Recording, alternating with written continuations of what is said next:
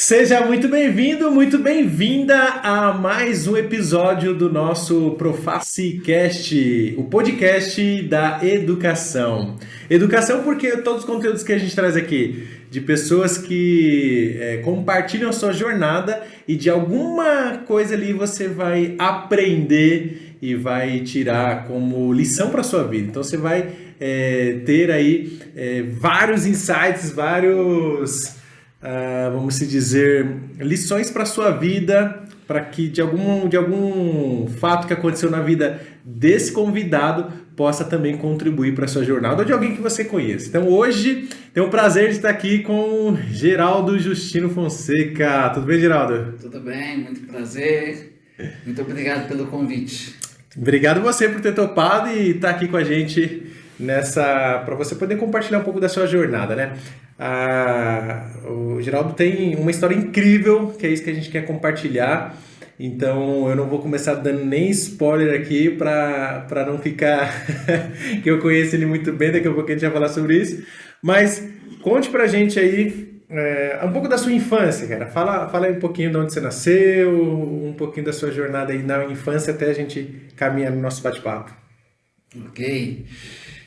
Me chamo Geraldo, né? Eu nasci em Santa Isabel, São Paulo, bem aqui próximo. É uma cidade do Vale do Paraíba. Eu morei na roça. Meus pais muito humildes, muito simples. E a gente trabalhava em olaria, fazendo tijolinho de barro, né?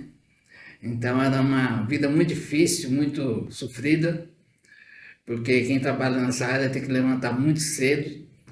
Levantava 4 da manhã, 3 da manhã, para poder, quando dá 9 da manhã, no máximo 10 da manhã, já ter cumprido a jornada, né, a tarefa do dia. E é um serviço sujo, mexe com barro, areia, então é muito sofrido e ganha pouco. Então a gente tinha muita falta de coisas em casa, né, alimentação muito precária, mas sobrevivi, é o que importa. Então são histórias, né, para a gente contar, histórias de sofrimento, mas tive muitos momentos alegres, felizes, né? Criança, jogava futebol, nadava na represa, andava de bicicleta, brincava de pneu, balançava naqueles balanços debaixo das árvores, né? Tinha umas árvores enormes. Então foi uma infância também muito marcante, muito gostosa. Nós somos em 4 irmãos, são 2 homens e 2 mulheres. Tem a minha irmã mais velha que eu sou o segundo, depois vem meu irmão, depois a caçula. Então nós somos 4. Meus pais já faleceram. Meu pai faleceu em 2021, dia 3 de dezembro de 2021. A minha mãe faleceu ano passado, bem na véspera do meu aniversário, no dia 14 de outubro. Então, basicamente é isso, a minha trajetória, a minha história de vida, né? Na infância, né? Infância. E aí, você profissionalmente, você seguiu uma outra jornada, uma outra carreira. Em que Isso. momento de vida ali, você ficou até quantos anos trabalhando com seu pai ali na olaria, e aí você conseguiu seu primeiro emprego? Como que foi essa transição aí que você fez? Então, eu morei nessa olaria, lá em Santa Isabel, até meus 12 anos de idade. E depois, então, isso aí foi por volta de 82, 83. Nós viemos aqui para Guarulhos, né? Na região do Bom Sucesso. E aí, o meu pai já estava trabalhando numa firma, e aí nós viemos para poder buscar novos rumos na vida, né? E aí, meu primeiro emprego foi numa chácara de... plantava samambaia. Cultivava samambaia para ele... O dono lá enchia o caminhão que ele tinha para ir vender aos finais de semana. Fiquei lá mais ou menos uns 4 meses. Depois eu ingressei na parte de lanchonete, Rancho da Pamonha. Cuidava da lanchonete, aprendi a fazer muita coisa lá numa lanchonete, lanches, bebidas, caipirinha. Aprendi bastante coisa. Entrei depois numa padaria, só não aprendi a fazer pão, que eu fiquei na parte da lanchonete. Mas lá eu fiquei pouco tempo, fiquei uns 2 meses. Aí depois eu consegui um emprego numa gráfica pertinho de casa. Eu ia almoçar em casa, dava 13 minutos de casa até na empresa. E lá eu fiquei uma boa parte da minha vida, do tempo meu profissional. Fiquei lá durante 26 anos. Lá dentro eu tive várias promoções, subi de função, fiz cursos, me aperfeiçoei, subi de cargo, alcancei um cargo de liderança. E aí fiquei lá 26 anos. Aí depois, acharam que eu não servia mais, me dispensaram, eu segui novos rumos, mas sempre na parte gráfica. Então, a sua carreira praticamente profissional toda você constituiu na parte gráfica ali. Você trabalhava, você entendia a parte, era mais de mão na massa mesmo, né? Isso, chão de fábrica. Chão de fábrica, não era no administrativo. Então Não. você conhecia modelo de máquinas, vocês faziam basicamente qual tipo de produto ali? Então, logo quando eu comecei, a empresa fazia cadernos, caderno universitário, brochura, toda essa parte, né? Isso aí foi por volta de 1986, ainda era muito forte aquela parte de folha de almaço, Sim. né? Caderno de desenho, caderno de caligrafia. Hoje eu nem sei como é que funciona isso aí. Mas aí passou um tempo, começou a enfraquecer essa parte, porque a gente fazia muita exportação. Mas daí começou a trocar os governos, e aí começou a vir os impostos, aí enfraqueceu essa parte de exportação, e aí migraram para a parte de envelopes. Mas quando migrou para envelopes, eu já estava rodando máquina de impressão. Eu fazia a capa do caderno, aí migrou para envelope, comecei a fazer envelope personalizado. Então, minha área mesmo ficou na parte de impressão. Eu me aperfeiçoei bastante nisso. E você alcançou ali um cargo basicamente de chefia nesse tempo todo que você ficou nessa empresa. Isso, eu me tornei encarregado de produção da parte de impressão. Eu cuidava de 4 máquinas, né? Cada máquina, 2 turnos cada máquina, e cada período na máquina trabalhava 2 pessoas. Então, eu cuidava mais ou menos de 16 pessoas, 18 pessoas. Então ali eu adquiri bastante experiência e basicamente minha vida profissional foi nessa área, né, impressão. Sim.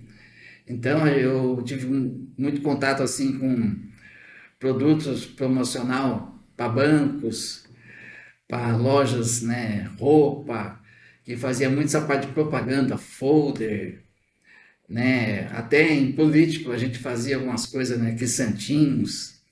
Então era uma loucura, uma correria. Só quem está na área mesmo sabe, porque vai chegando assim o final de semana, parece uma coisa, chega na sexta-feira, lá para as 4 da tarde, chega serviço para entregar na segunda de manhã. Então, se não tem final de semana, é uma correria.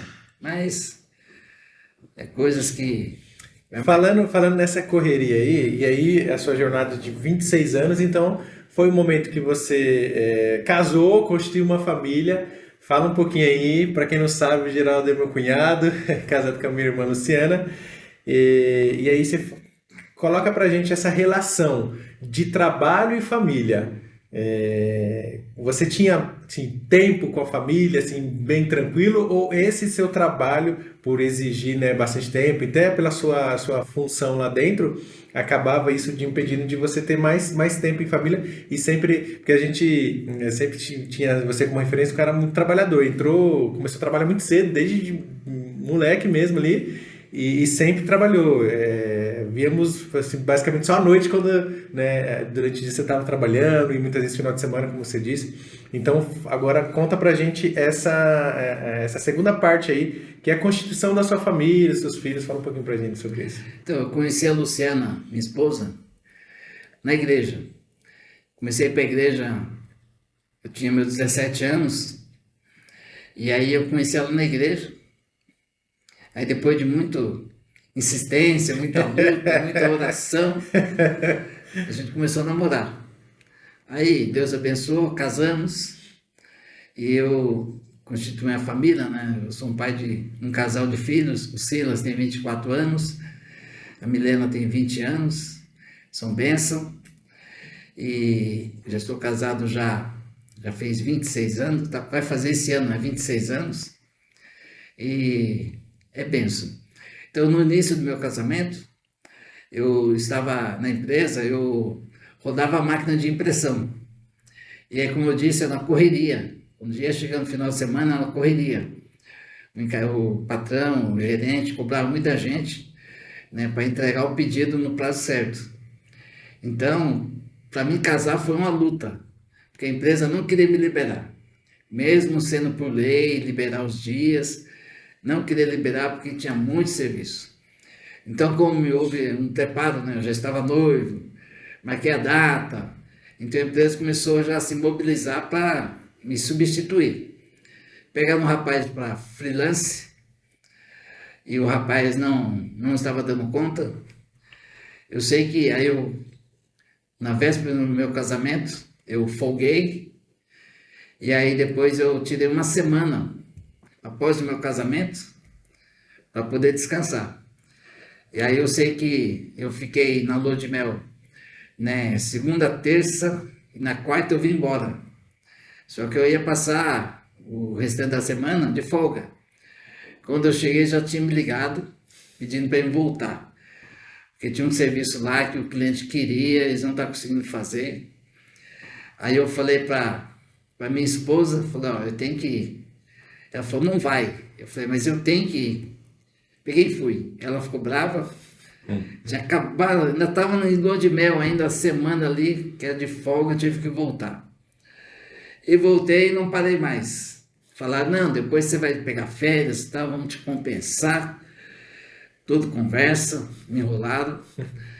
Eu sei que meus primeiros anos de casamento, eu não folgava assim em férias, eu vendia férias.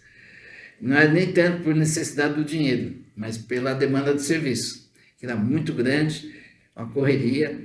Geralmente eu trabalhava dia de sábado, o dia todo. Tinha vez que até o domingo. Trabalhava para poder terminar o serviço no tempo, para entregar no prazo certo. Então, minha vida foi uma correria nessa área, né?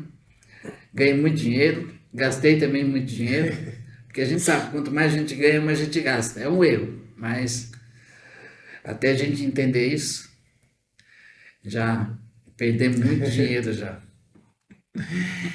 Ó, já vai deixando o seu like aí, compartilha esse vídeo, que ainda tem muita história aqui para você conhecer da jornada aí do Geraldo. Legal.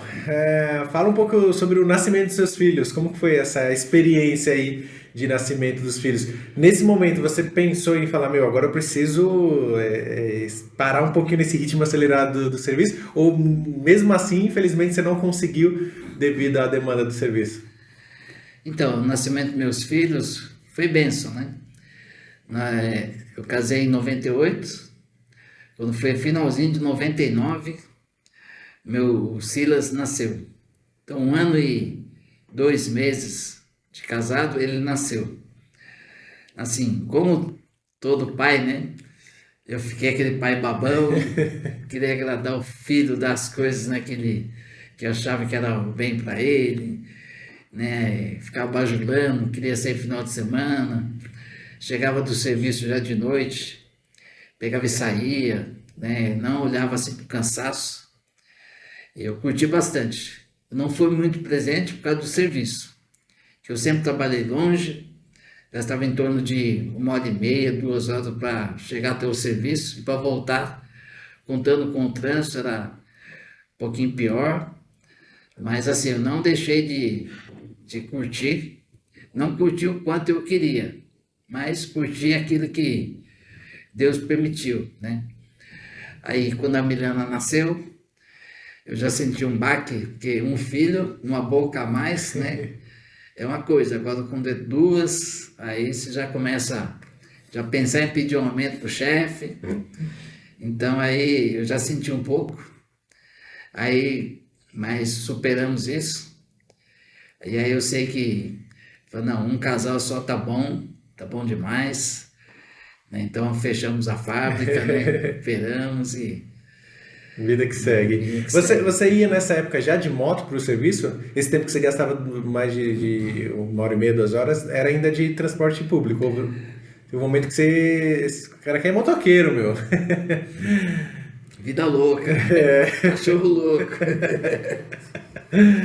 De moto já porque você morava, você trabalhou um tempo em Bom Sucesso, mas aí depois você mudou para São Bernardo, né? São São Bernardo. Bernardo, que aí é um É. trajeto bem longo. Então, nessa época que eu mudei para São Bernardo, eu já ia de moto. Então, eu gastava, de casa até na empresa, eu gastava 50 minutos, né? Pauleira, cortando, andando nos corredores, passando em algum farol fechado, Eita, quando velho. dava, radar, quando era só, pegava de frente, você ia embora, Por causa do horário também, por né? causa Que do era horário, tinha que cumprir o perigoso, né? horário, Então a gente faz umas loucuras aí que depois a gente se arrepende, né? Fala, não devia. Mas assim, então eu gastava em torno de 50 minutos de casa até em São Bernardo. E para voltar era um pouquinho mais, porque não dava para correr tanto, porque tinha muito trânsito, muito acidente também, então a gente tinha que. E outra, um pai, né? Tem a Sim, é outra esposa e 2 filhos lá responsabilidade. esperando você chegar para dar um abraço. E aí você não chega, então pesa mais nas costas. Falei, não, eu tenho que colocar a cabeça no lugar e andar certinho para poder não fazer nenhuma besteira. Só que mesmo assim eu tive vários acidentes de moto, caía, levantava todo ralado, a moto toda torta, mandava arrumar e vamos que vamos. Até que chegou um ponto que eu falei, não, não vou mais andar de moto. Porque eu tomei um susto muito grande no acidente que eu tive. Eu vi o carro passando por cima de mim, só não passou porque não foi permissão de Deus. Mas assim, então eu cheguei eu mesmo, falei, não, não vou andar mais de moto. Encostei a moto, comecei a ir de ônibus. Gastava mais tempo, levantava mais cedo, ia de ônibus. Chegava mais tarde em casa, mas chegava ali, né, em segurança. Não tinha nenhuma novidade, né? Pelo perigo que a moto oferece pra gente. Legal. E aí a gente vai caminhar para essa segunda fase aí, segunda, terceira talvez, um momento que você saiu desse emprego em que você era gerente lá, você fez toda a sua carreira, 26 anos, eles te desligam da empresa e você fica um tempo, né, sem recolocação no mercado. Fala um ponto desse tempo aí de saída da empresa e ficar tanto de tempo. Como que foi isso? Você trabalhar também o seu mental, porque assim, se você olhar para trás, corrida, corrida, correria, serviço, final de semana, aí um tempo você é desligado da empresa e você fica com o tempo totalmente livre, né? E aí com aquela angústia de você sendo pai de família e tal. Fala um pouco dessa trajetória aí. Então, como eu falei, 26 anos na empresa, mas durante esse tempo a empresa fez vários acordos comigo, então eles me dispensavam e me contratavam de novo. Geralmente elas faziam isso quando mudava de nome da empresa, razão social. Então eles acertavam meu tempo e eu começava com um registro novo. É como se eu entrasse numa nova empresa. Então aí quando me mandaram embora, eu tinha de registro mesmo 5 anos e 9 meses, né? Então aí fizeram o acerto comigo, pagaram todos os meus direitos, peguei o seguro-desemprego como manda a lei mesmo, tudo certinho. Aí o que acontece? Quando você está empregado, você é muito procurado e você é o cara, você é a bola da vez, você se sente, né? Falou, opa, eu sou bom tal.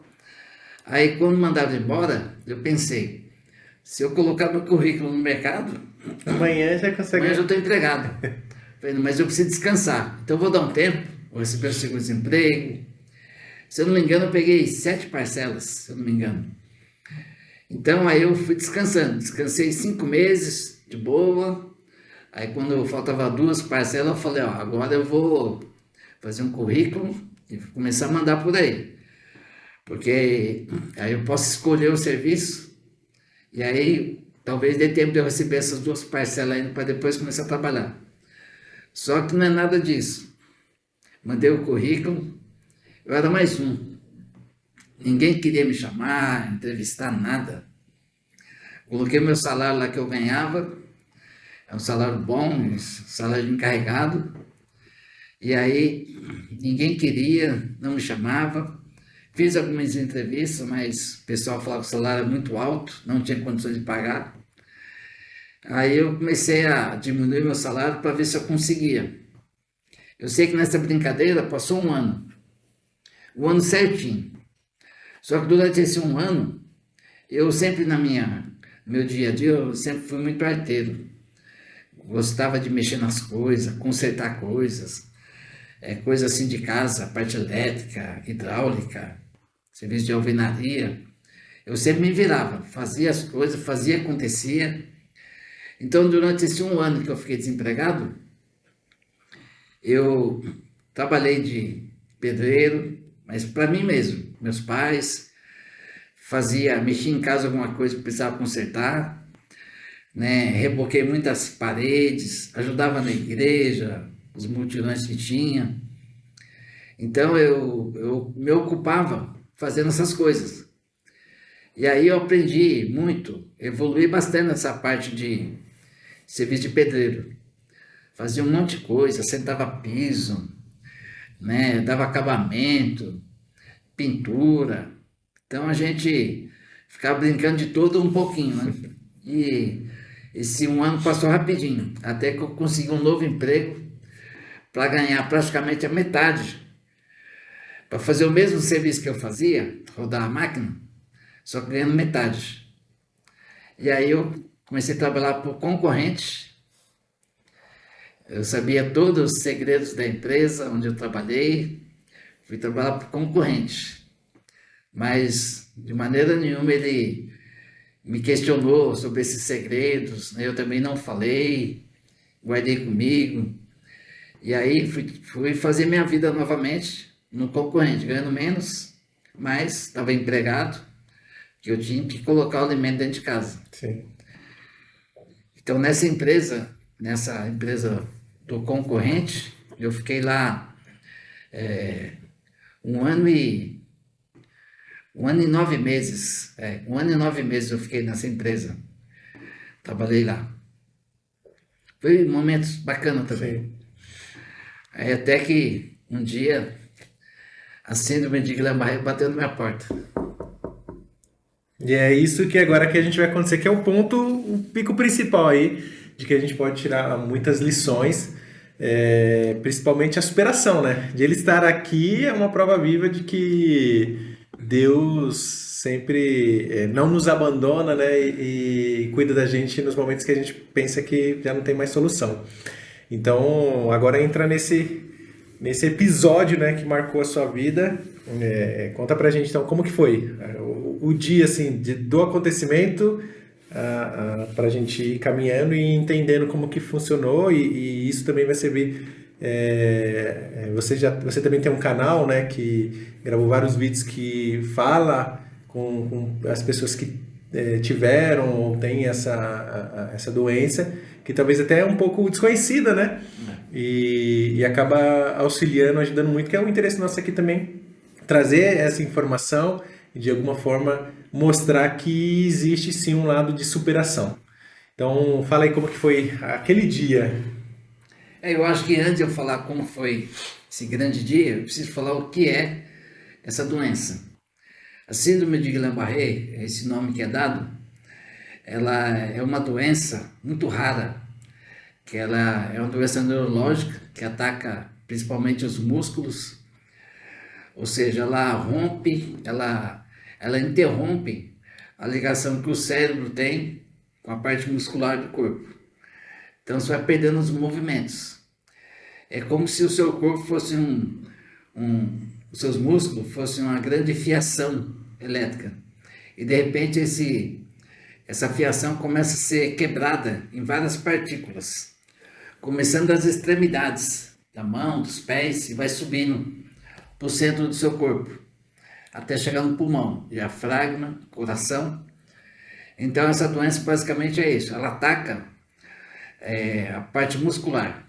Então tem tem recuperação, mas de início ela vai destruindo tudo. Então, basicamente, essa síndrome, ela é tida por esse nome porque foi um inglês que descobriu, né? E aí ele tinha esse nome. São 3 cientistas que descobriram. Então, eles levam o nome de Guillain Landry Barré. Então, eles pegaram o nome, colocaram a síndrome, batizaram essa doença com esse nome. Então, no dia 23 de fevereiro de 2016, amanheci, como todos os outros dias, né? Levantei 4h30 da manhã, comecei a me arrumar para ir para o serviço. Aí, durante o trajeto que eu estava indo para o serviço, eu senti um formigamento no dedinho do meu pé esquerdo. E aí, aquele formigamento começou a aumentar. Já passou para o pé direito, já tomou conta dos 2 pés e foi subindo. Começou na mão também esse formigamento. E eu nunca tinha sentido nenhum sintoma igual a esse. Comecei a falar, nossa, e agora? O que é isso? De início eu achei que era assim, o sapato estava apertado, estava formigando, mas não era. E aí foi subindo, foi subindo. Eu sei que quando foi 9h30 da manhã, eu estava na gráfica trabalhando, e aí eu fui pegar um pacote de papel, que dava em torno de 5 quilos mais ou menos. Eu não aguentei, aí derrubei o papel no chão. Aí eu vi que já estava grave o negócio. Aí eu pedi uma saída para ir para o hospital. Fui no hospital no centro da cidade, peguei metrô, fiz baldeação no metrô, sozinho, e com todos aqueles sintomas. Fui lá, passei no médico, o médico desconheceu a doença, não sabia o que era aquilo. Até então eu não sabia que era essa doença que eu estava. E aí ele falou, ó, é estresse, toma esse remédio, depois de 1 hora você passa de novo em mim para ver se melhorou. Tomei o comprimido lá que ele passou, fiquei 1 hora esperando lá, e só piorando. Eu já estava arrastando a perna, não conseguia andar mais certo. Meu braço também já tinha todo adormecido. E a perna também toda dormente. Voltei nele depois de 1 hora, ele falou, ó, não sei o que é, mas como eu te falei, é estresse. Vai para casa, descansa, você vai melhorar. Aí nessa altura eu já liguei para minha esposa, para ela vir me buscar de carro. Foi ela e meu outro cunhado buscar eu, lá na Vila Mariana, me levar para casa. Aí eu almocei e fui deitar um pouco para descansar. Falei, se o médico falou que é estresse, então deve estar sabendo o que ele está falando. Deitei, dormi a tarde toda. E aí a minha esposa me chamou, ela por volta de 7 da noite, falou, levanta você ir no banheiro, porque ela também ficou assustada. Falou, como esse homem deve estar agora? Aí eu fui levantar, já sentia uma grande dificuldade. Fui me arrastando, encostando nas coisas para ir no banheiro. Cheguei no banheiro, eu me lembro que eu estava com uma bermuda jeans, eu tinha que abaixar o zíper, né? E abrir o botão. Eu já não conseguia, eu já tinha perdido todos os movimentos das 2 mãos. Eu chamei ela para me ajudar, ela me ajudou. E aí eu falei para ela, eu quero ir para o médico. E geralmente o homem não gosta de médico, eu era um desses. Não gostava de ir para médico, então para mim chegar e pedir para me levar para o médico, o negócio está sério. Aí me levaram para Guarulhos, no hospital. Chegou lá, eu já não conseguia descer do carro, não conseguia mais andar. Pegaram a cadeira de rodas, eu fui de cadeira de rodas, e aí ficou aquele jogo de empurra, empurra. Levava para um especialista, não, leva em outro. Aí levava em outro, não sei o que é. Eu sei que eu passei a noite toda nesse empurra, empurra. Me colocaram um soro para poder hidratar, eu fiquei nesse soro, mas não mudou nada o avanço desse formigamento. Eu sei que eu cheguei nesse hospital, era umas 8 da noite. Passei a noite toda nesse empurra-empurra. Aí até que de madrugada chegaram à conclusão, depois de pesquisar no Google, chegaram à conclusão que poderia ser síndrome de Guillain-Barré.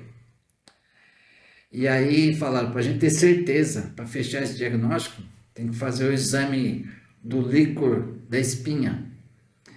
E o rapaz que vai colher isso aí só chega no dia cedo. Então eu fiquei de madrugada indo lá, tomando soro, e eu só piorando. Quando amanheceu o dia, o rapaz chegou, foram colher o líquor da espinha.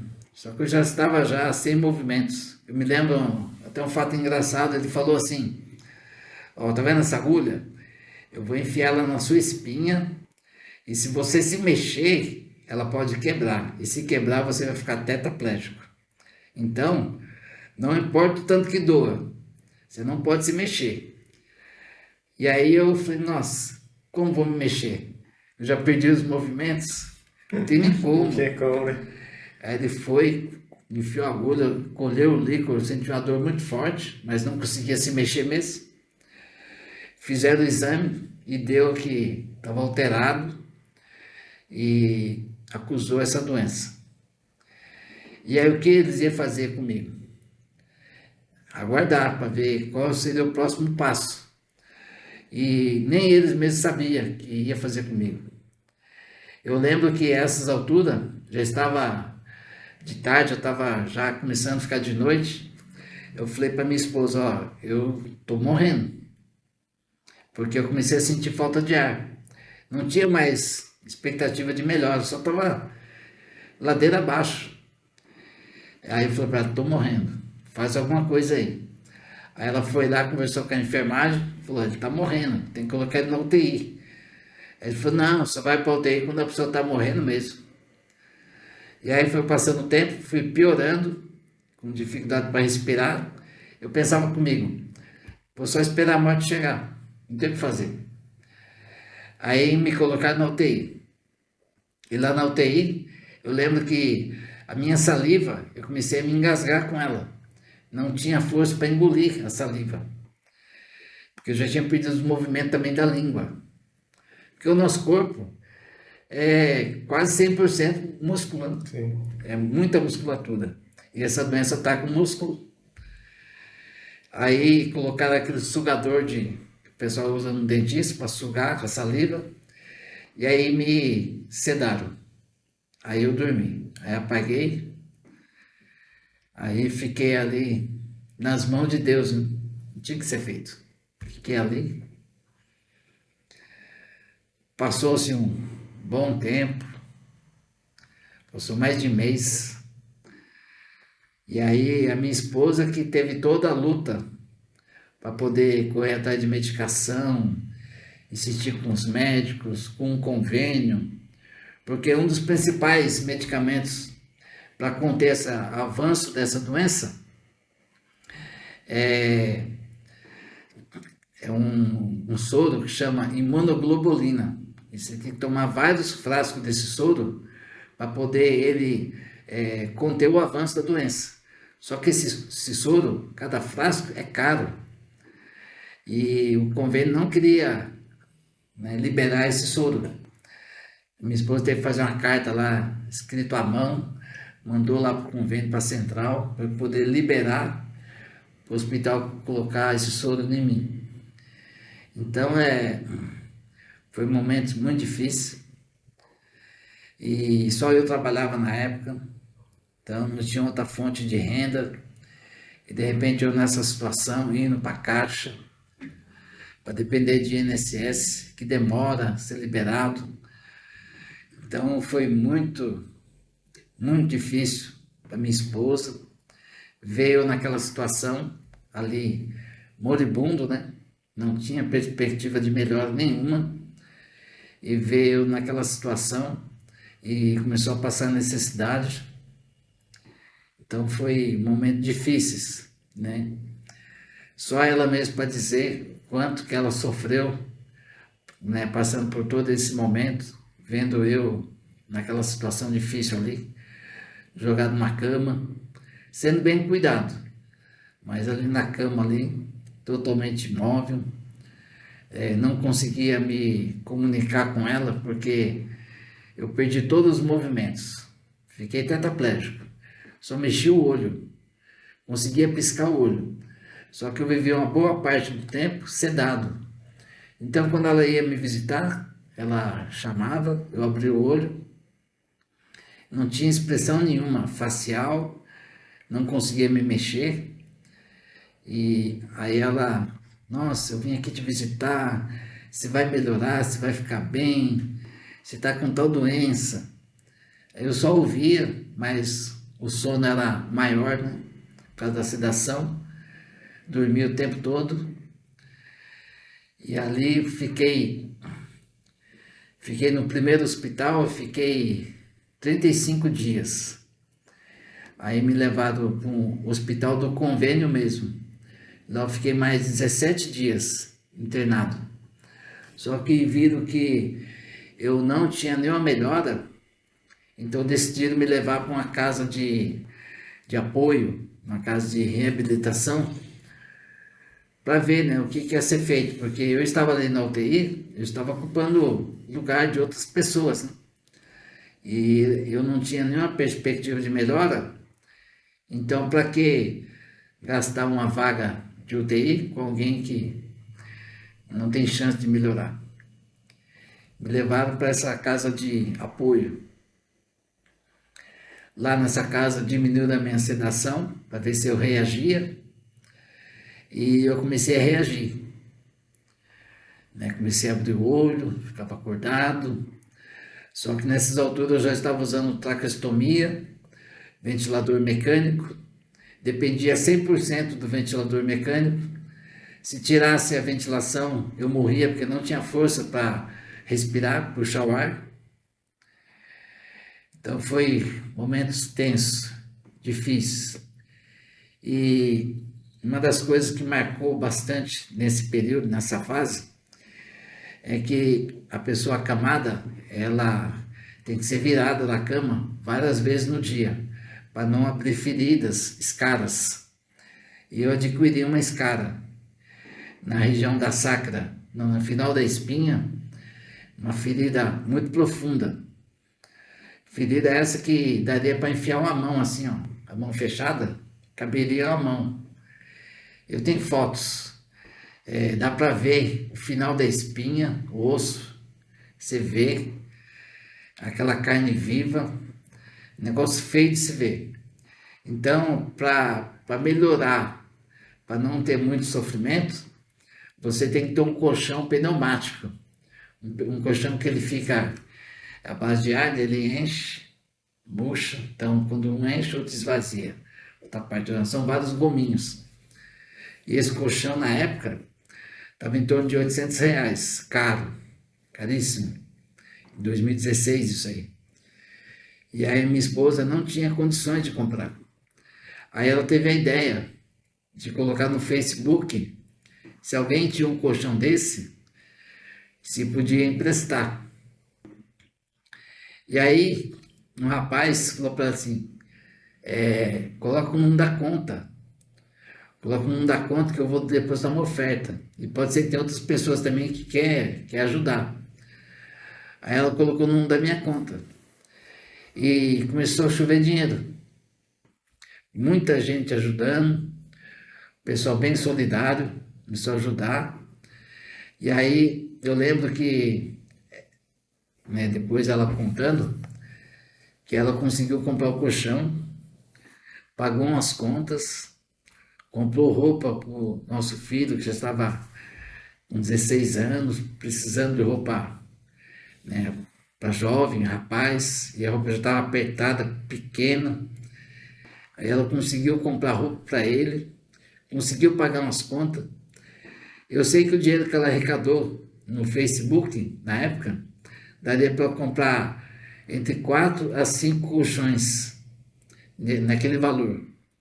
Então a gente vê que tem pessoas boas, pessoas ajudam a gente.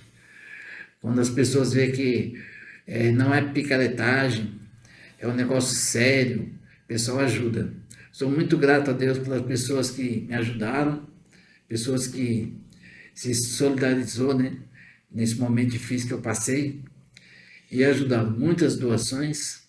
Minha esposa conta assim que ela precisou mandar mensagem no Face pedindo para o pessoal parar de ajudar, porque a oferta, a ajuda já tinha suprido toda a necessidade. A igreja também que eu participo, eu sou evangélico, a igreja ajudou bastante, né, muitas ofertas. Na época eu tinha um carrinho 1000, então para minha esposa ir me visitar, que ela ia todos os dias, para ela ir me visitar todos os dias, ela gastava um tanque de gasolina. E aí, R$ 100 enchia o tanque. E como ela não estava tendo nenhuma renda, a parte de alimentação não faltava, porque eu moro junto com a minha sogra, numa casa no mesmo quintal. Então a parte da alimentação a minha sogra não deixou faltar. Ela cobriu essa parte, né? Fazia comida, né? Ajudava. E só que não tinha dinheiro para comprar gasolina.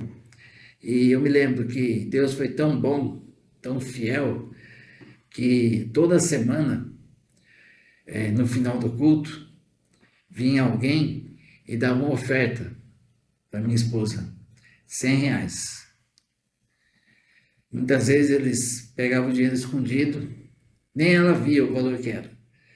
Dava na mão dela, falava, guarda no bolso. Ela guardava, ela não sabia quanto era a oferta.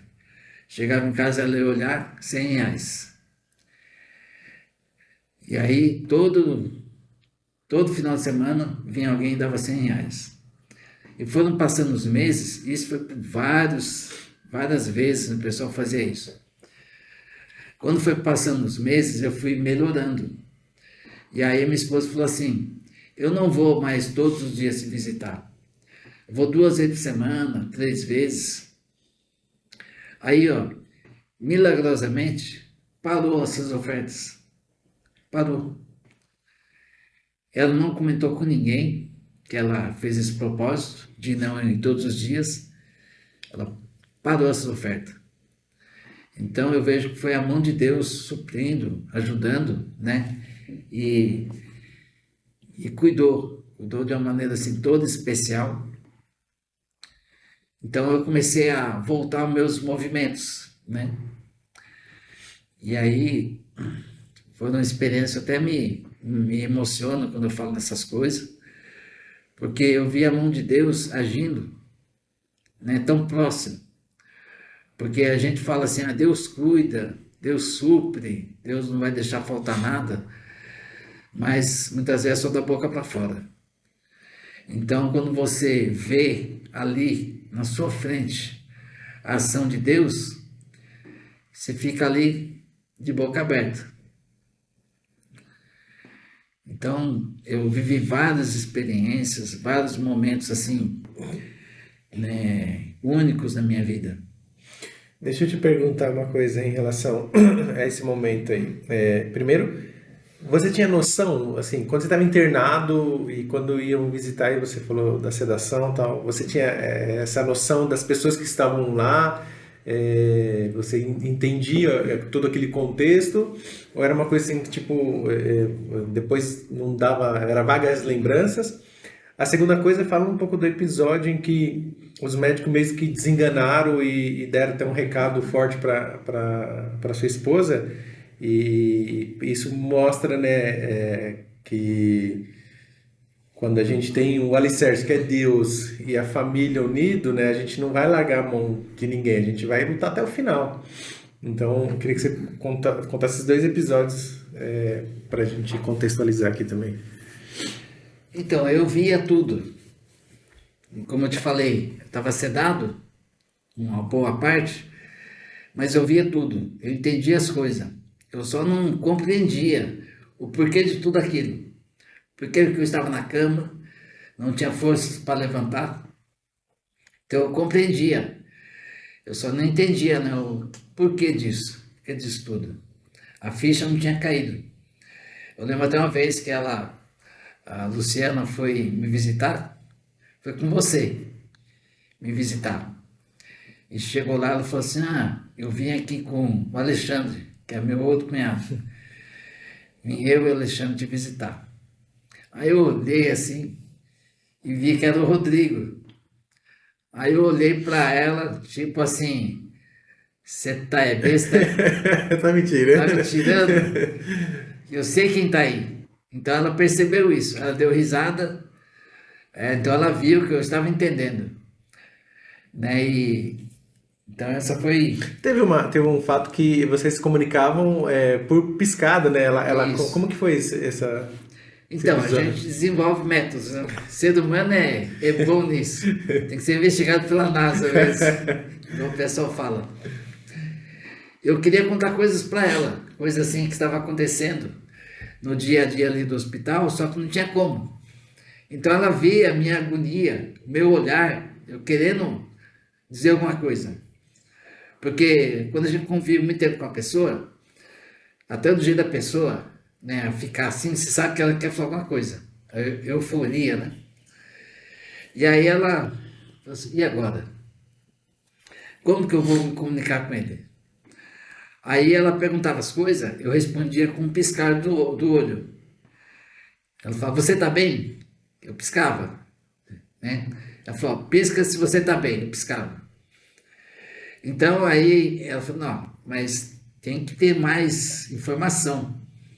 Aí ela pegou o alfabeto e mostrava o alfabeto para mim. E aí ela ia apontando para a letra. Aí quando era a letra que eu queria, eu piscava. Então ia formando palavras. E aí teve até um episódio que um dia me derrubaram da cama. Foi me dar banho, duas senhoras foram me dar banho no leito.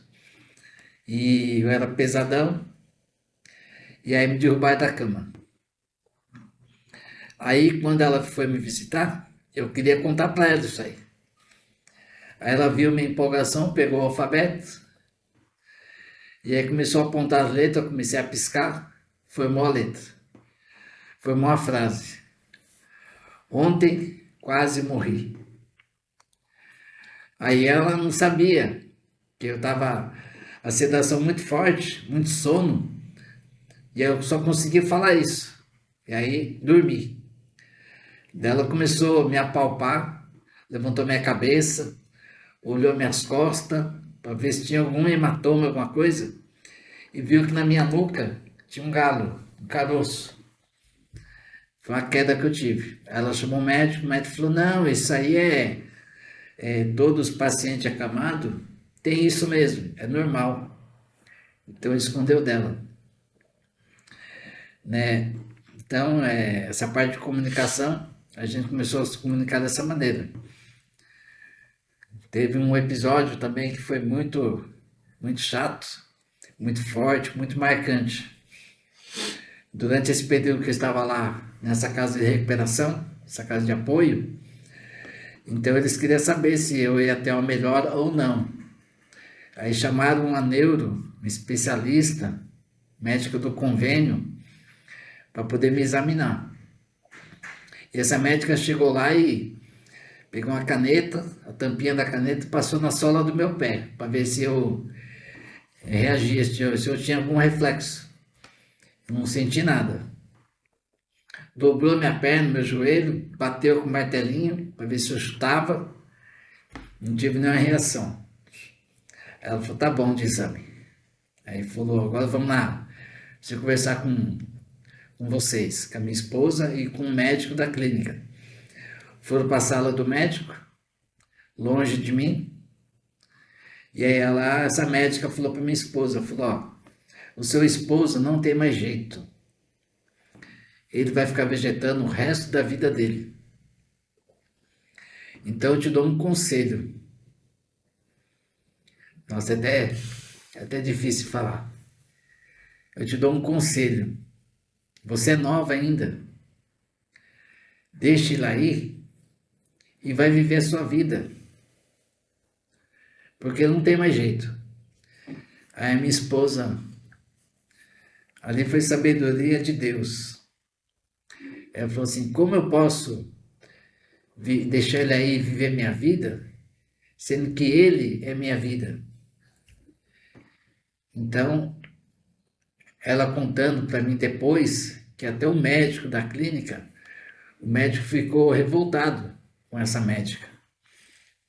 E aí ele não, falou, nossa, essa médica não tem coração. Falar uma asneira dessa. E aí passou poucos dias depois que essa médica falou isso, eu comecei a ter melhora. Eu comecei a mexer o ombro, conseguia mexer assim, ó, bem sutil. A perna também, eu comecei a mexer a perna. Ali foi, parece assim que Deus estava mostrando, falou, ó, quem manda aqui sou eu. Não vai ser uma médica qualquer que vai vir aqui e vai dar a sentença para o meu filho. Então, aqui não. A última palavra vai ser a minha. E aí eu comecei a ter melhoras. Comecei a melhorar, mexer a perna, né? Bem devagar. Muito tempo depois. Fui mexendo, mexendo. E aí fui ganhando mais liberdade. Aí eu também fui melhorando na parte respiratória. Fui ganhando mais autonomia, né? Devagarzinho eles foram tirando o ventilador mecânico. Eu deixei de usar o ventilador mecânico. Foi passando meses, né? Meses após meses, fui tendo essa melhora. Então foram experiências assim, nossa. Se for contar cada detalhe, a gente fica aqui talvez 10, 20 horas só para contar, reviver. No final aqui a gente vai colocar um vídeo para vocês verem todo esse momento em que eles fizeram captação de vídeo e aí a montagem ficou muito bacana porque você vê a evolução. Mas aí vamos chegando no final. Conta aquela experiência. O Geraldo ele é da Igreja Batista do Bom Sucesso e ele é convidado muito aqui também. Até fica, né? Quem quiser ter um convite de levar ele para uma experiência de contar essa trajetória na igreja, numa escola, você aceita o convite, né?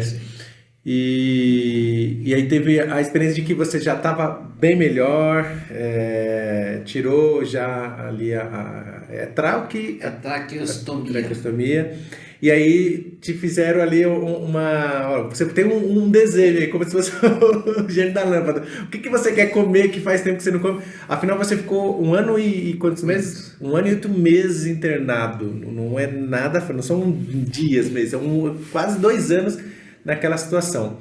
E aí, fala especialmente nesse dia, o que você escolheu para comer? Hoje eu dou risada, né? Do que eu escolhi. Imagine só, eu ficava no quarto onde a gente estava, nós éramos três pessoas, 3 pacientes. E aí, cada um com um tipo de doença. O rapaz da minha esquerda teve traumatismo craniano. Ele sim estava vegetando. Infelizmente, está até hoje vegetando. 8 anos após, ele estava Foi uma queda que ele teve, né? uma queda, bateu a cabeça. Caiu por um galpão, um telhado, caiu de cabeça. O outro rapaz, da minha direita, ele teve aquela doença chamada ELA. Ele, infelizmente, já partiu. Então, cada um teve um tipo de doença. Eu, como eu tinha uma vida normal, sempre gostei de abusar na parte da alimentação, comer comidas gostosas, ir para feira comer pastel, McDonald's, sorveterias, né? Bob's, milkshake, né? Coca-Cola, churrasco, daquele jeito. Aí eu lá assistindo televisão e via, foi em 2016, teve a Olimpíadas do Rio. Eu via, acredite se quiser, eu via os atletas, durante o intervalo do vôlei, eles iam lá para o técnico conversar, eles pegavam um copinho de água, ia beber água, davam uma golada e jogavam no chão. Eu estava ali naquela larica tão forte, que até água, eu era louco para beber água, porque eu bebia água, mas pela sonda, e eu usava uma sonda no nariz, Então não sentia o frescor da água descendo assim na garganta, né? Não sentia. E eu queria sentir. Então eu via na TV aquilo e ficava ali, nossa. E a TV ficava ligado de manhã cedo até a gente ia dormir à noite. Então eu assistia a programação toda. E aí tinha aquele programa de culinária. Ali era uma tentação. Aí eu via eles fazendo aqueles pratos, aqueles saborosos pratos. Eu falei, nossa, ai, como eu queria. E ficava ali, propaganda assim de bebida. Nossa, uma vontade imensa. Aí chega um belo dia que eu já estou bem melhor, já tirou o ventilador mecânico, estava usando a tráqueo ainda. E aí a fonoaudióloga que estava me acompanhando falou assim, ó, seu Geraldo, eu queria saber do senhor se o senhor tem alguma comida, alguma bebida que o senhor queira muito beber ou comer. Então, a gente está chegando no dia, um ponto, que eu vou te dar um alimento ou uma bebida. Então, eu queria saber do senhor, se fosse o senhor escolher agora, me fala duas coisas que o senhor mais quer, ou comida ou bebida. Que aí, dependendo, eu vou ver se eu posso te dar. Eu falei, tá bom. E na época eu já estava falando, porque tirou a mangueira do ventilador, só que tampava, usava uma válvula, né? Eu conseguia falar, saiu o som da minha voz. Aí eu falei para ela assim, ó, duas coisas que eu mais quero para esse momento, eu quero batata frita e Coca-Cola. Ela, meu Deus, dois venenos. E aí ela falou, bom, desses dois, né, por causa do risco também, o que eu posso te dar é a Coca-Cola. Aí eu já comecei a sonhar com aquela Coca-Cola geladinha, né? Aí chegou o grande dia. Ela foi e falou, ó, eu trouxe para você hoje. Comprou aquela latinha pequenininha, que acho que é 200 ml, tem uma menorzinha. Sim, né? sim. Ela falou, ó, isso aqui é para senhora, você vai beber 2 vezes. Eu falei, tá ótimo. Enchi um copo colocou metade, né, 50. Aí falou, ó, o senhor vai beber agora. Aí me sentou na cama, eu dei aquela golada, nossa, fui nas nuvens. Bebi, foi a melhor Coca-Cola que eu tomei em toda a minha vida, foi aquela. 2 anos depois, né? Tentou... Quase 2 anos.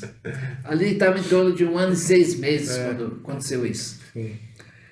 Aí ela falou, agora a outra metade da latinha, eu vou vir amanhã, eu só vou beber amanhã. Eu fiquei torcendo para ninguém beber minha coca.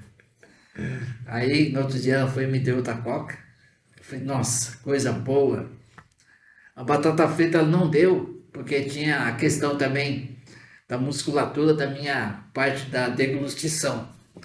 Porque eu tinha perdido a força também. Então, de repente, se ela me desse a batata frita, eu não ia conseguir engolir. Entendi. Eu acredito que não era nem tanto assim pela parte da gordura, né? Mas era essa questão de eu me engasgar. Então, várias histórias, várias experiências. Nossa, Ó, para a gente até resumir um pouco disso e o vídeo vai trazer muitas informações também, vamos colocar aqui o vídeo para você acompanhar e aí no final o Geraldo traz uma mensagem para quem está nessa situação, para quem tem um parente que está nessa situação e aí a gente fecha aí que nosso encontro sensacional. Bora lá. Aí a gente corta. Geraldo, depois de toda essa trajetória aí de vida, é difícil a gente ouvir, e eu que já ouvi várias vezes, a gente não se emocionar. E para você também que conta, né, você acaba revivendo todo esse momento difícil de vida.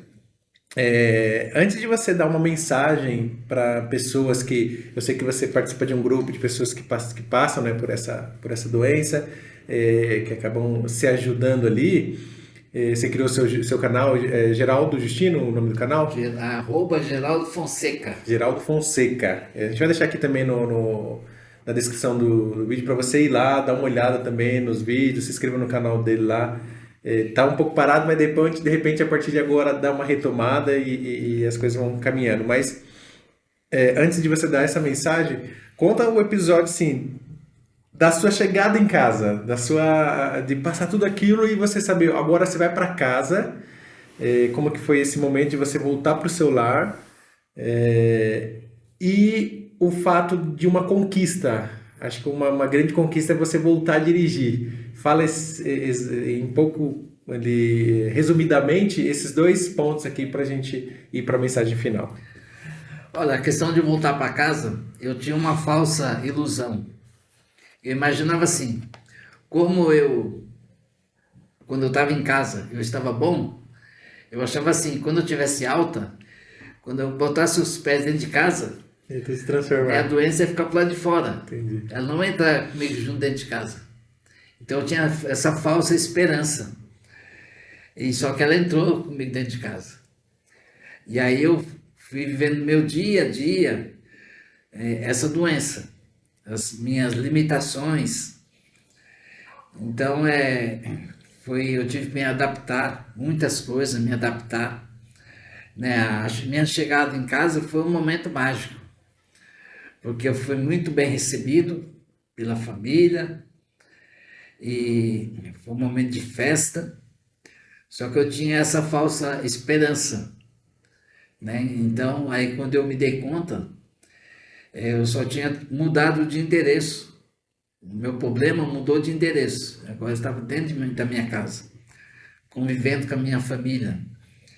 Então, tudo que eu estava passando no hospital, eu trouxe para dentro de minha casa, essa limitação, né? Então, eu tive que ir melhorando aos poucos, me evoluindo, né, fisicamente, a minha melhora com o tempo, mas dentro de casa. Então, foi um momento assim, de muito aprendizado. Nesse período que eu vim para casa, eu comecei a participar de um grupo no WhatsApp, pessoas do Brasil todo, até fora do Brasil, pessoas que têm essa doença. Então ali a gente fala a mesma linguagem. Tudo que eu passei, eu coloco lá. Tem gente passando também, ainda hoje, gente que está começando essa trajetória, gente que já está há um bom tempo, até mais que eu. Então cada um conta sua experiência. Então ali a gente se tornou uma família, né? A gente é muito unido, então a gente conta as coisas. Quando alguém pergunta alguma dificuldade, a gente fala, eu já passei por isso, porque sempre tem um ou outro que conta, que fala que passou. Esse canal hoje, esse grupo, a gente tem mais de 200 pessoas no Brasil todo, gente de toda que é a região do nosso país que passa por essa dificuldade. Tem gente lá nos Estados Unidos, gente na Itália, né, que também passa esse mesmo problema, que está nesse grupo. Então, durante essa minha trajetória de recuperação, eu cheguei num ponto da minha evolução, porque eu já estava conseguindo andar, eu já conseguia entrar no carro sozinho e sair do carro sozinho. Quando alguém me levava assim para o mercado, por exemplo, eu conseguia andar dentro do mercado com a ajuda da muleta ou usando o carrinho do mercado como uma muleta. Seguro no carrinho, vou empurrando, então eu estou de boa. Distâncias curtas dá para andar. Só que chegou num ponto que eu queria algo mais e me emperrava quando eu chegava no carro. Então eu precisava de alguém para me levar, para me buscar, estar junto comigo. Aí eu falei, não, eu consigo dirigir. Até um dia que meu irmão chegou e pegou o carro dele e falou, a gente vai dar uma volta. Me levou para uma estrada deserta. Ele falou assim, você quer dirigir? Eu falei, você tá me tirando. Ele falou, não, quer? Tô falando sério. Eu falei, quero. Eu falei, então tá. Desce do carro. Aí ele desceu lá lá do motorista. Eu fui andando, apoiando no carro, entrei, sentei lá no banco do motorista. Aí ele foi, colocou o cinto em mim, falou, está bem, eu estou bem, regulou as coisas para mim. E foi, sentou lá do passageiro. Ele falou, pode ir. Eu liguei o carro e fui. Carro automático. Ele falou, é só acelerar. Acelerar e frear. E manter o carro na rua. Aí eu fui, falei, nossa, que sensação boa. Aí comecei a dirigir. Só que era só o início de uma luta, que eu tinha que tirar a habilitação PCD. Nossa, fui atrás disso, fui no neuro, ele não queria me dar. Eu tive que usar toda de uma estratégia para conseguir pegar o laudo. Eu tinha que ir no neuro pegar um laudo para levar na autoescola, para eles liberar para ele fazer aula de volante, para ver se eu estava hábil ou não. O neuro não queria dar. Eu falei, nossa. Aí a minha esposa falou, ó, vamos usar outra estratégia. Como a gente tem um convênio, vamos ver um outro neuro, te marca com outro, e vamos vendo todos os neuros, para ver se todos têm o mesmo pensamento. Eu lembro que a primeira vez que eu fui no primeiro neuro, eu fui de moletom, camiseta, de moleta. Eu já conseguia andar sem moleta. Tinha um medo de cair, mas conseguia. Aí eu falei, então vamos fazer diferente. Vou cortar o cabelo, fazer a barba, né, colocar uma camisa dentro da calça. Mais estica. Vou dar aquele mudado de visual para causar. Sim. Marcou outro neuro, fiz tudo isso. Chegou o dia, fui lá no neuro. Sentei pertinho da sala dele, para andar menos. E quando ele chamou meu nome, abriu a porta e chamou meu nome. Levantei do banco e fui lá todo durão andando, né, bem aprumado. Ele me viu, achou esquisito, mas aí perguntou o que eu queria. Eu contei minha história para ele. Falei, eu quero tirar a habilitação. Eu preciso do laudo. Ele falou, pois não. Fez o laudo, me deu. Falou, o que o senhor precisar, pode me procurar que eu te ajudo. Falei, tá bom. Levei na autoescola, fiz a matrícula, fiz as aulas, fiz baliza, certinho. Marcou-se o dia de eu fazer, né, de eu passar no médico, na junta médica, para poder liberar eu para mim fazer o teste final. Fui no médico, o médico não queria liberar. Falou, o senhor não tem condições, o senhor não tem força na mão. Falei, doutor, eu quero habilitação, não é para mim dirigir por aí, feito doido. Eu quero habilitação para mim poder ir para uma igreja. Eu contei.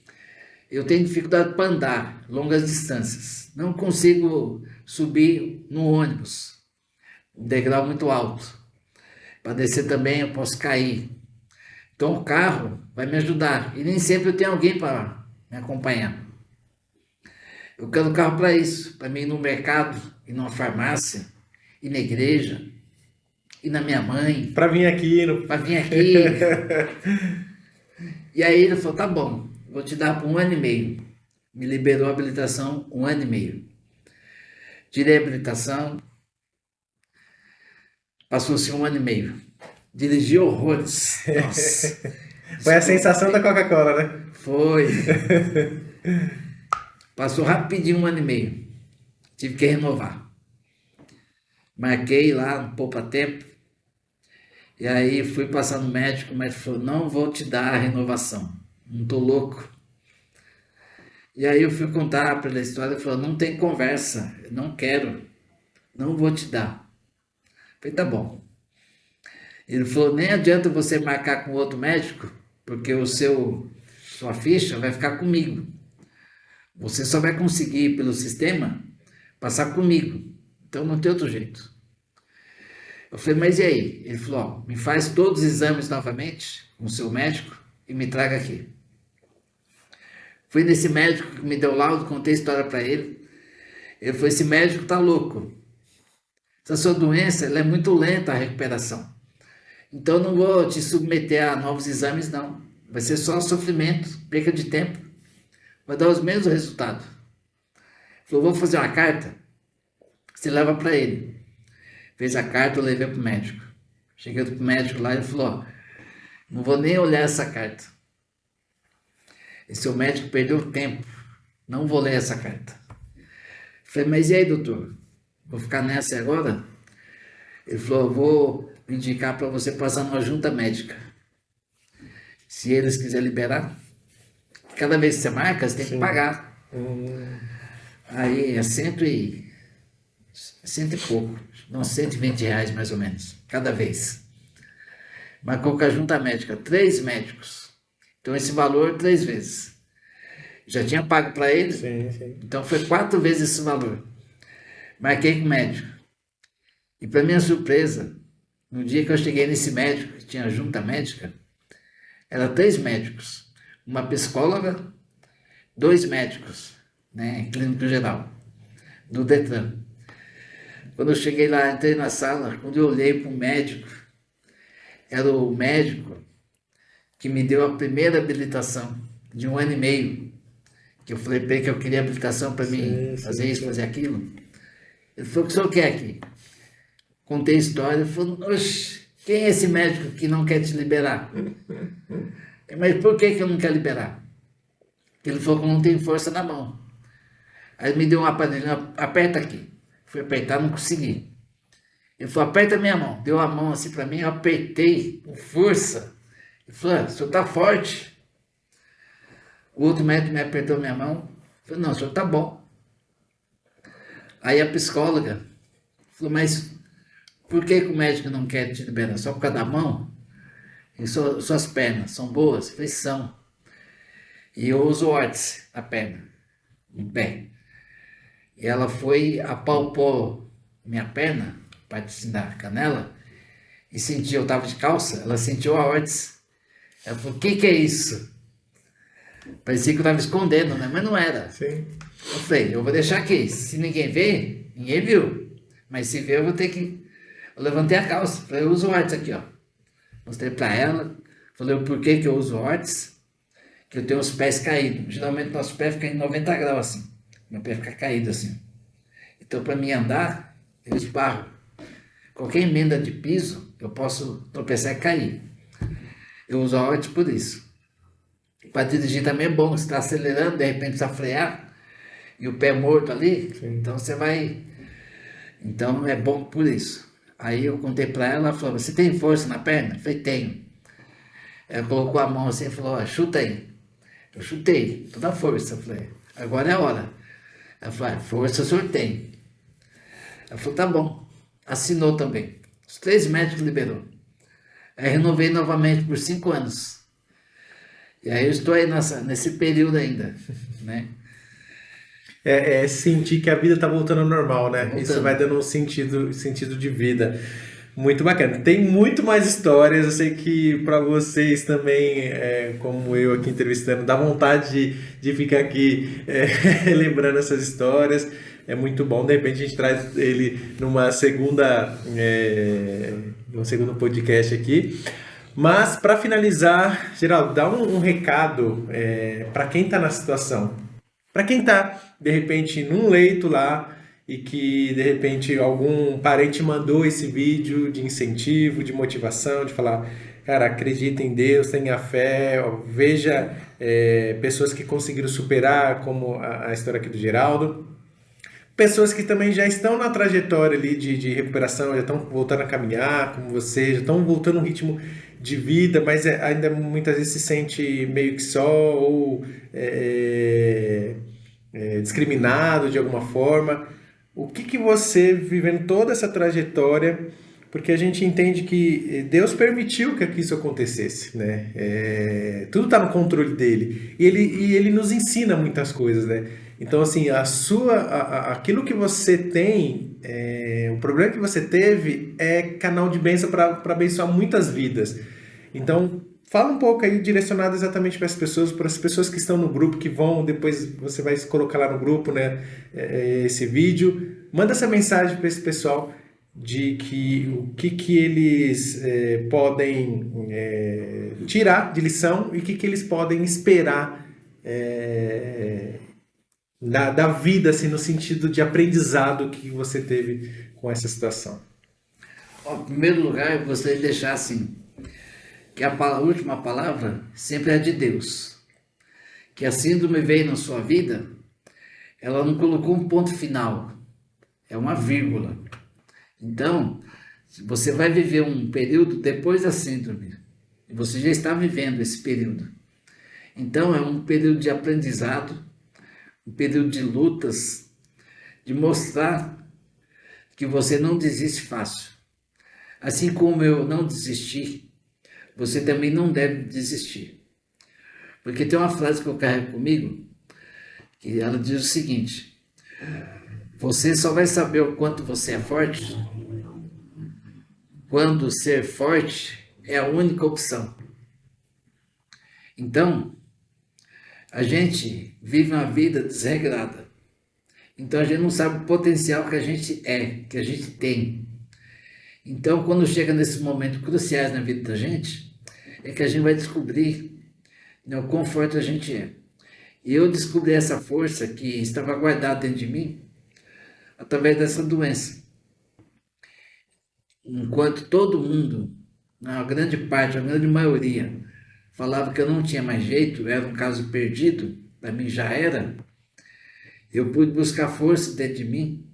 Deus me deu essa força, essa vontade de viver, que eu falei, não, eu vou me apegar com o que eu tenho. E o que eu tinha era quase nada. E através desse quase nada, eu fui lutando. E fui me recuperando. Recuperando. Hoje eu estou aí. Hoje, para vir para cá, eu vim sozinho, vim dirigindo. Peguei a rodovia, vim sozinho. E então eu ganhei liberdade novamente. Tenho algumas limitações, tenho. Minhas mãos, tenho dificuldade com as mãos ainda. Uso órtex, igual eu falei, mas consigo andar distâncias curtas, mas consigo andar. Faço as minhas coisas em casa, higiene pessoal, me viro sozinho em casa. Faço até café. Você já tomou meu café quando você vai em casa? E diga-se, passagem é muito bom. Né? A graça sem açúcar também, né? É, sem açúcar, isso mas aí. é bom. Então, a minha palavra é essa. Não desanima. Porque esse aí é só um momento de tempestade que está passando na sua vida. Isso vai passar. É como aquela grande noite de escuridão, de trevas, mas você sabe que lá na frente vai amanhecer o dia.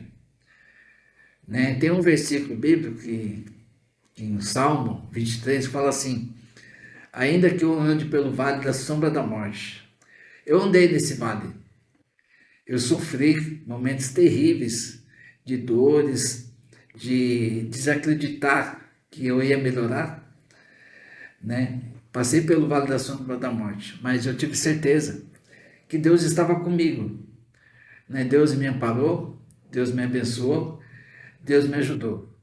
E eu não sou especial, eu não sou exclusivo de Deus, eu sou apenas mais um filho de Deus. Então você também, você pode, né, superar também igual eu superei.